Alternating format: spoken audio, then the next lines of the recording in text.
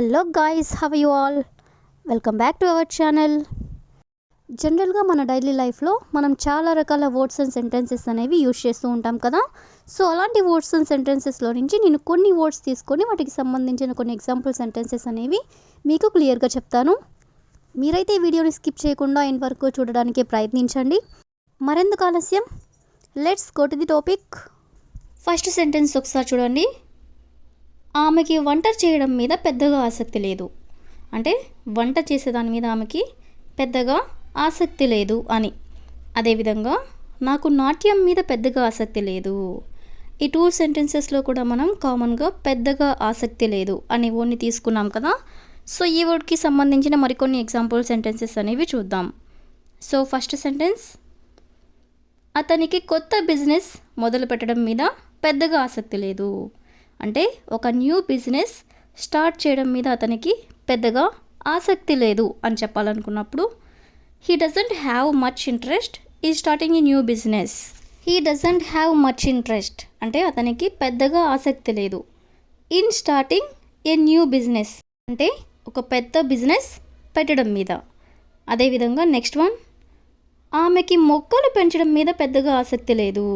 ఆమెకి మొక్కలు పెంచడం మీద పెద్దగా ఆసక్తి లేదు అనే దాన్ని మనం ఇంగ్లీష్లో she doesn't have much interest in gardening.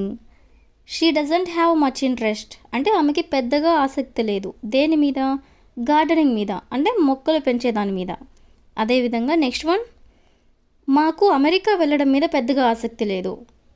మాకు అమెరికా వెళ్ళడం మీద పెద్దగా ఆసక్తి లేదు అనే దాన్ని we doesn't have much interest in going to America. We doesn't have much interest అంటే మాకు పెద్దగా ఆసక్తి లేదు ఇన్ గోయింగ్ టు అమెరికా అంటే అమెరికా వెళ్ళడం మీద. అదేవిధంగా నెక్స్ట్ వన్, వాళ్ళకి ఆ ఇల్లు కొనడం మీద పెద్దగా ఆసక్తి లేదు అని చెప్పాలనుకున్నప్పుడు they don't have much interest in buying that house. They don't have much interest అంటే వాళ్ళకి ఆసక్తి లేదు ఇన్ బయింగ్ దట్ హౌస్ అంటే ఆ ఇల్లు కొనడం మీద. అదేవిధంగా నెక్స్ట్ వన్, అతనికి సినిమాలు చూడడం మీద పెద్దగా ఆసక్తి లేదు అని చెప్పాలనుకున్నప్పుడు he doesn't have much interest in watching movies. He doesn't have much interest అంటే అతనికి పెద్దగా ఇంట్రెస్ట్ లేదు ఇన్ వాచింగ్ మూవీస్ అంటే సినిమాలు చూడడం మీద. అదేవిధంగా నెక్స్ట్ వన్, ఆమెకి వంట చేయడం మీద పెద్దగా ఆసక్తి లేదు. దీన్ని మనం ఎగ్జాంపుల్ సెంటెన్స్గా చెప్పుకున్నాం కదా. సో దీన్ని ఇంగ్లీష్లో she doesn't have much interest in cooking అంటే వంట చేయడం మీద ఆమెకి పెద్దగా ఇంట్రెస్ట్ లేదు అని. అదేవిధంగా నెక్స్ట్ వన్, నాకు నాట్యం మీద పెద్దగా ఆసక్తి లేదు అని చెప్పాలనుకున్నప్పుడు I don't have much interest in dancing. I don't have much interest in dancing అంటే నాకు నాట్యం మీద పెద్దగా ఆసక్తి లేదు అని.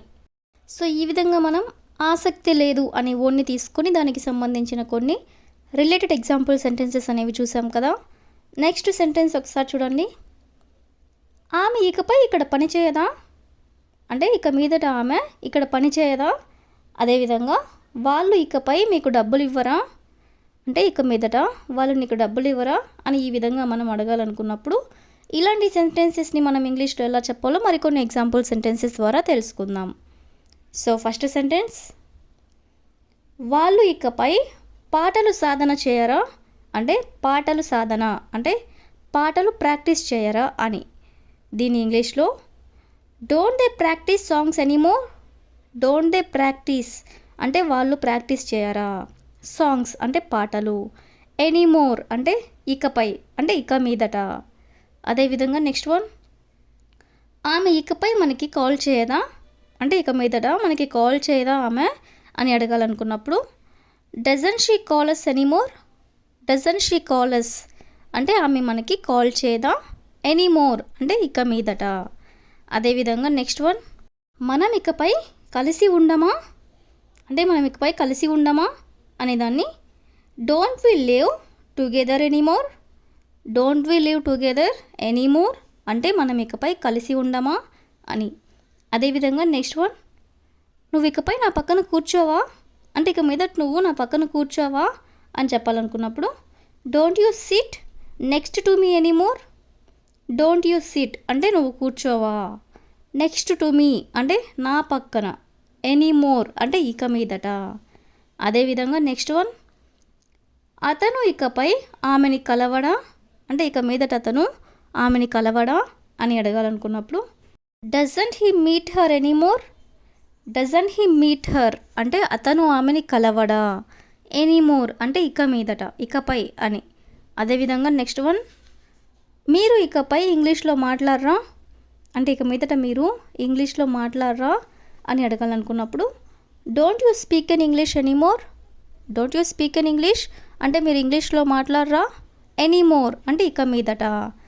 అదేవిధంగా నెక్స్ట్ వన్, వాళ్ళు ఇకపై మీకు డబ్బులు ఇవ్వరా. దీన్ని మనం ఎగ్జాంపుల్ సెంటెన్స్గా చెప్పుకున్నాం కదా. సో దీన్ని ఇంగ్లీష్లో don't they give you money anymore. Don't they give you money అంటే వాళ్ళు మీకు డబ్బులు ఇవ్వరా.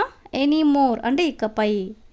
అదేవిధంగా నెక్స్ట్ వన్, ఆమె ఇకపై ఇక్కడ పని చేయదా అనేదాన్ని doesn't she work here anymore. Doesn't she work here అంటే ఆమె ఇక్కడ పని చేయదా. ఎనీమోర్ అంటే ఇకపై. సో ఈ విధంగా మనం కొన్ని ఎగ్జాంపుల్స్ అనేవి చూసాం కదా. నెక్స్ట్ సెంటెన్స్ ఒకసారి చూడండి. ఈ పాట నా బాల్యాన్ని గుర్తు చేస్తుంది. అదేవిధంగా నీ కృషి నా చెల్లి కృషిని గుర్తు చేస్తుంది అంటే ఈ విధంగా ఏదైనా ఒకటి గుర్తు చేస్తుంది అని చెప్పాలనుకున్నప్పుడు ఇలాంటి సెంటెన్సెస్ని మనం ఎలా చెప్పాలో కొన్ని ఎగ్జాంపుల్ సెంటెన్సెస్ ద్వారా తెలుసుకుందాం. సో ఫస్ట్ వన్, ఈ ఫోటో సమ్మర్ని గుర్తు చేస్తుంది అంటే ఈ ఫోటోని చూస్తుంటే నాకు సమ్మర్ గుర్తొస్తుంది అని. సో దీని ఇంగ్లీష్లో this picture reminds me of summer. This picture అంటే ఈ ఫోటో, రిమైండ్స్ అంటే గుర్తు చేస్తుంది, మీ ఆఫ్ సమ్మర్ అంటే నాకు గుర్తు చేస్తుంది సమ్మర్ని అని. అదేవిధంగా నెక్స్ట్ వన్, ఆ వంటకం నా నానమ్మ వంటను గుర్తు చేస్తుంది. దీని ఇంగ్లీష్లో that dish reminds me of grandmother's cooking.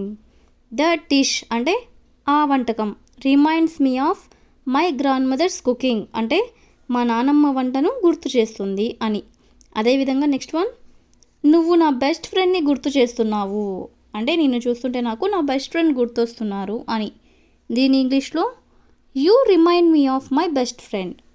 You remind me of my best friend అంటే నువ్వు నా బెస్ట్ ఫ్రెండ్ని గుర్తు చేస్తున్నావు అని.